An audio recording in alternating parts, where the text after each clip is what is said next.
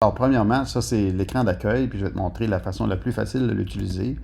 Tu appuies sur Commencer gratuitement ou le tableau de bord. À partir de là, tu peux créer un nouveau plan de repas.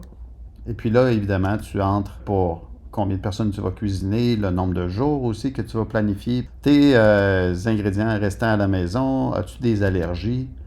Puis aussi, tu peux entrer là, différentes préférences alimentaires, différentes allergies, sans gluten, végétarien. Si tu as un peu plus de temps, un peu moins de temps, ou tu regardes des plats un peu plus élaborés, et tu vas tout en bas et tu cliques sur Générer. Comme ça, tu vas avoir un plan de repas qui va être généré de façon à correspondre à tes préférences. Et une fois que c'est généré, c'est là que tu vois finalement ton plan de repas qui est inscrit ici avec les différents ingrédients et aussi les étapes à suivre.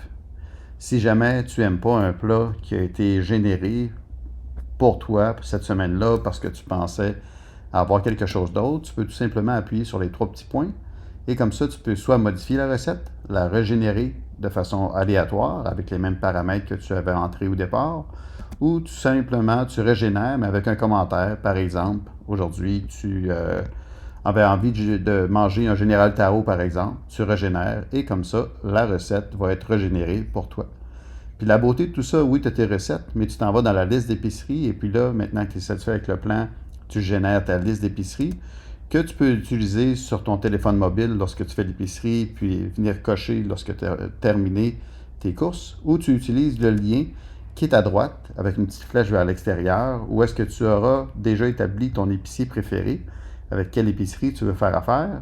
Et quand tu cliques justement sur cet ingrédient-là, ça va t'amener donc à ce détaillant-là, dans cet exemple-ci, pour le paprika.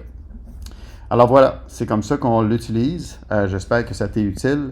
Encore une fois, merci beaucoup de participer et de me donner tes commentaires. Bye bye!